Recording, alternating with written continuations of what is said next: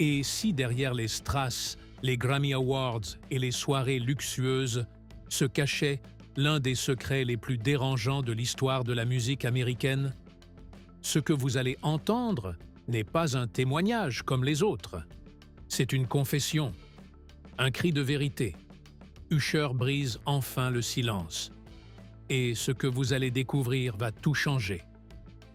Le silence dans la salle d'audience était pesant, presque irréel. Tous les regards se tournèrent vers le fond de la pièce lorsqu'une silhouette familière fit son entrée.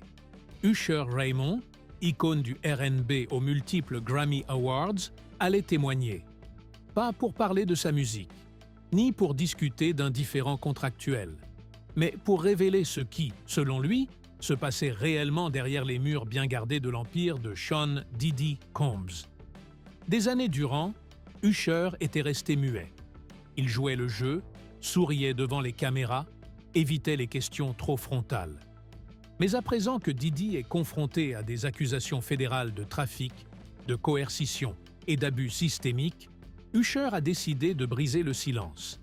Et selon lui, cette vérité l'a rongé de l'intérieur. Depuis ses 14 ans, lorsqu'il fut placé sous la tutelle du producteur à New York, jusqu'aux révélations qu'il accumula dans l'ombre, son témoignage n'est pas seulement dérangeant, il est historique et pourrait bouleverser l'industrie tout entière. Usher débuta son récit en évoquant le jour où sa mère lui annonça qu'il allait vivre avec Diddy à Manhattan. Il n'avait que 14 ans, à peine sorti de son premier album. L.A. Red, convaincu que ce mentorat serait une aubaine, avait orchestré l'arrangement. Mais personne n'avait anticipé dans quel univers Usher allait réellement plonger. « Je pensais apprendre à devenir une star », déclara-t-il d'une voix tendue mais ferme. « À la place, j'ai vu des choses qu'aucun adolescent ne devrait voir. » Dès son arrivée dans le penthouse de Diddy à Midtown, l'environnement frappait par son excès. Du champagne au petit déjeuner. Des inconnus à moitié nus, éparpillés dans des pièces dont il ignorait l'existence. Une ambiance qui relevait plus du décor de film que d'un foyer. Usher mentionna un nom, Flavor Camp. Je pensais que c'était une simple stratégie de marque. Plus tard, j'ai compris que c'était un mot-code pour désigner l'indulgence sans limite. Le mentorat bascula rapidement vers autre chose. Plus de leçons de chant, ni de sessions studio. Diddy l'incita à observer, à suivre les soirées, à cesser de poser des questions. « C'est comme ça qu'on apprend », me disait-il. « Regarde et tais-toi. » Un soir, vers 3 heures du matin, Usher se réveilla. De la musique, des bougies, des silhouettes masquées. Ce qu'il découvrit ressemblait davantage à un rite qu'à une fête. Des caméras, des listes, une organisation glaçante. J'ai cru que j'étais sur un tournage, mais je savais que je n'aurais pas dû être là. Ce soir-là, quelque chose changea en lui. L'image du mentor s'effondra. Il poursuivit en dénonçant les absences de mise en garde. Ni sa mère, ni le label, ni aucun adulte ne l'avait préparé à ce monde. Diddy n'était pas juste excentrique. Il détenait un pouvoir invisible, absolu. Un pouvoir qui décidait de carrière. Si vous lui plaisiez, le silence était le prix à payer. Il évoqua d'autres jeunes artistes. Pas de nom, mais une promesse. D'autres parleront. Une anecdote glaçante suivit, un voyage aux Caraïbes à 15 ans. Il n'y avait pas de caméra, pas de musique.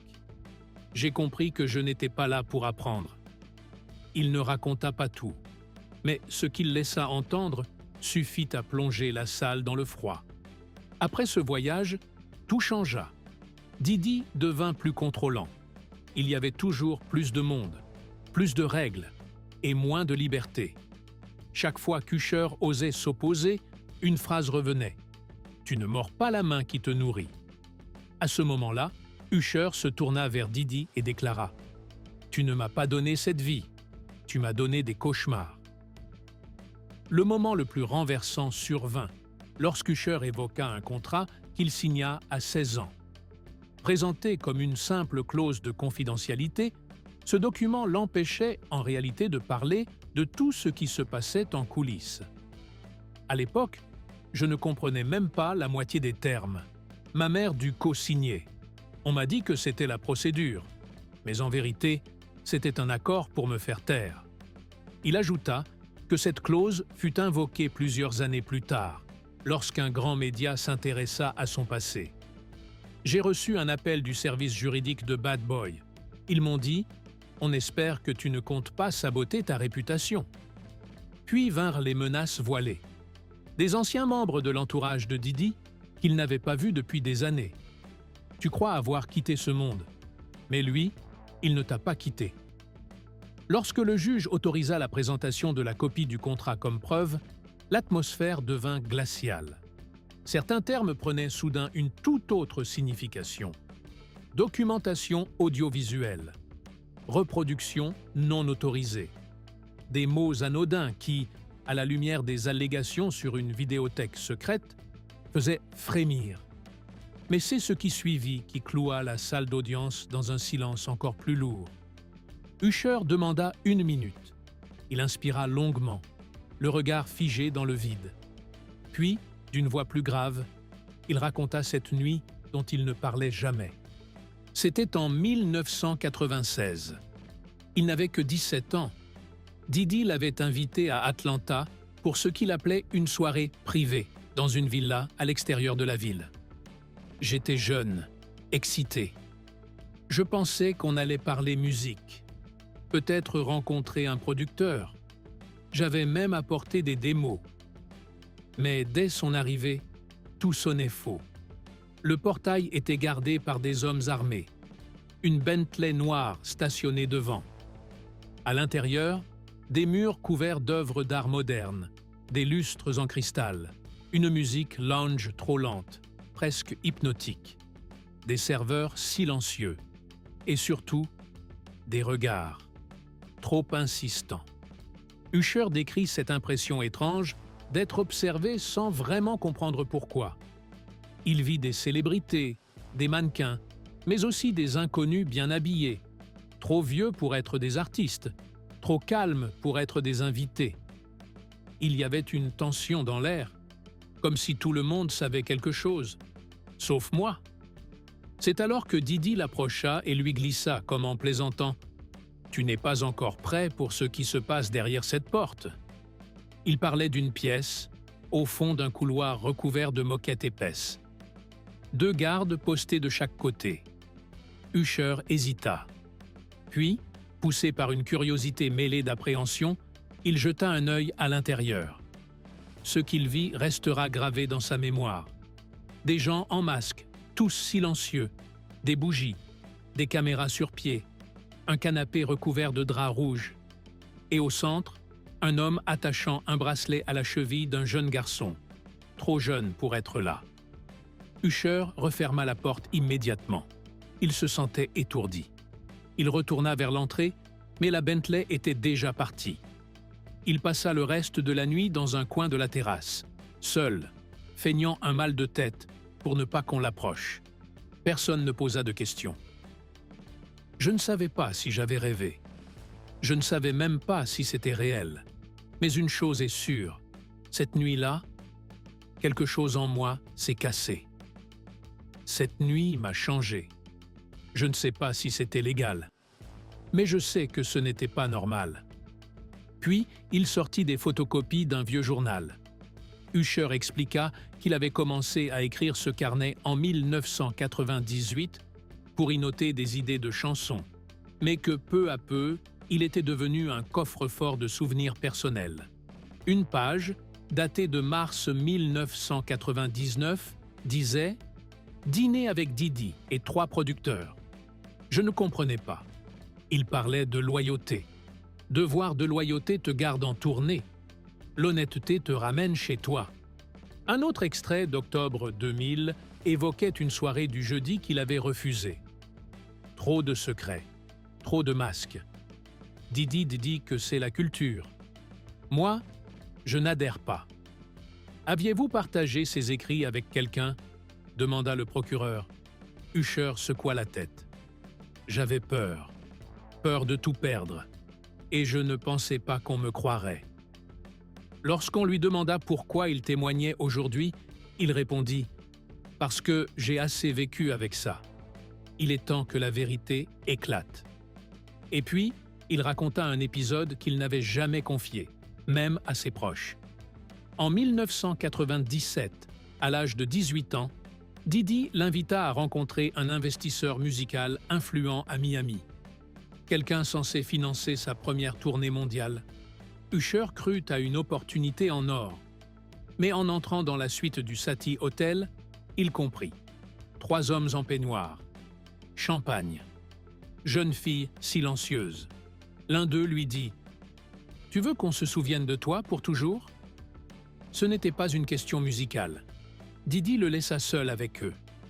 Je me sentais piégé. L'un m'a posé la main sur l'épaule. « Tu peux rester ou partir, mais tu n'auras pas d'autre chance. » Usher partit. Et c'est là, dit-il, que tout commença à basculer. Peu de temps après cette soirée, les portes commencèrent à se fermer. Une tournée annulée. Un producteur qui ne répondait plus. Aucune explication, juste un vide. On ne m'a jamais dit que c'était lié à cette nuit, mais je l'ai senti. Puis, quelques semaines plus tard, Didi lui montra une vidéo. Ce n'était pas dans un bureau. C'était dans une suite luxueuse, lors d'un voyage à Las Vegas. Il faisait nuit. Les rideaux étaient tirés. Didi tenait un caméscope à la main. « Regarde ça !» dit-il en riant. Usher, intrigué, se pencha. Ce qu'il vit le glaça. Un jeune artiste qu'il connaissait, filmé dans une scène intime. Pas de contexte, pas de consentement apparent, juste une caméra fixe, une voix off en arrière-plan, et le regard vide de celui qui était filmé. Usher détourna les yeux. Didi, lui, riait toujours. « Il fera ce qu'on lui dit maintenant », aurait-il lâché, moqueur. « Ah, ce n'était pas un souvenir », déclara Usher à la cour. « C'était un avertissement. » Quand l'avocat lui demanda s'il s'était senti menacé, il répondit après un long silence « Il n'avait pas besoin de me menacer. Le message était clair. Tu parles, tu finis comme ça. » « Est-ce qu'il vous a montré d'autres vidéos ?» demanda le juge. Usher baissa la tête. « Pas personnellement, mais j'ai entendu des rumeurs. Il avait des cassettes, des enregistrements, beaucoup, de tout le monde. » À ce moment-là, la salle d'audience se tendit. Plusieurs membres du jury échangèrent des regards inquiets. L'un d'eux nota quelque chose frénétiquement.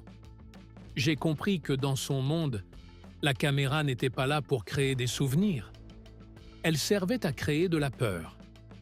La voix d'Usher se fit plus grave, alors qu'il abordait une blessure encore plus profonde. Une vérité qu'il n'avait jamais osé formuler publiquement. Il raconta comment, au sommet de sa carrière, juste après la sortie triomphale de l'album 8081 en 2001, il disparut subitement de la sphère publique pendant une semaine.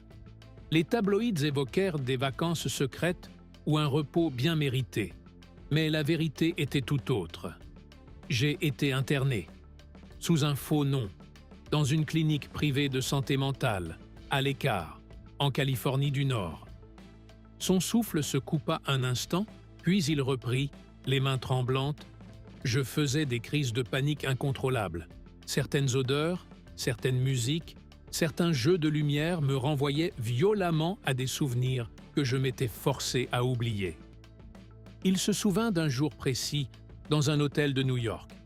En marchant dans le couloir, il sentit l'odeur d'une bougie, celle-là même que Didi utilisait lors de certaines soirées. Son corps se figea, ses jambes cédèrent. Sa respiration devint irrégulière. Il s'effondra, incapable de bouger. Ce fut son équipe qui le transporta discrètement à la clinique. Là-bas, j'ai dit pour la première fois ce que je n'avais jamais osé dire. J'ai raconté ce que j'avais vu, ce que j'avais vécu, ce que j'avais ressenti. Le psychiatre qui l'accompagna lui diagnostiqua un trouble de stress post-traumatique sévère. Une vérité brutale, mais libératrice. Pendant 2 ans, j'ai travaillé pour recoller les morceaux. Je n'arrivais plus à dormir. Je me réveillais en sursaut, trempé de sueur. J'avais honte, parce que je pensais que c'était moi le problème. Il regarda la salle et ajouta « Je sais maintenant que je n'étais pas fou. J'étais un survivant. » Le lendemain, les médias ne parlaient que de cela. Chaque chaîne, chaque site, chaque tweet répercutait le témoignage. Des hashtags comme Trial Usher Speaks et Pradercan Diddy Trial explosaient sur les réseaux sociaux. Des artistes restés silencieux jusque-là commencèrent à publier de mystérieux messages. Des yeux, des horloges, des mots comme « bientôt » ou « plus jamais seul ». Une onde de choc semblait se propager bien au-delà de la salle d'audience. Mais au sein du tribunal, c'était le calme tendu avant une autre tempête. Le juge annonça une suspension exceptionnelle de l'audience pour évaluer les nouvelles pièces. Et tandis que les avocats se réunissaient en aparté, Usher, lui, restait seul sur le banc, les mains croisées, le regard perdu. Il venait de briser un mur. Mais personne ne savait encore ce qui allait s'effondrer derrière.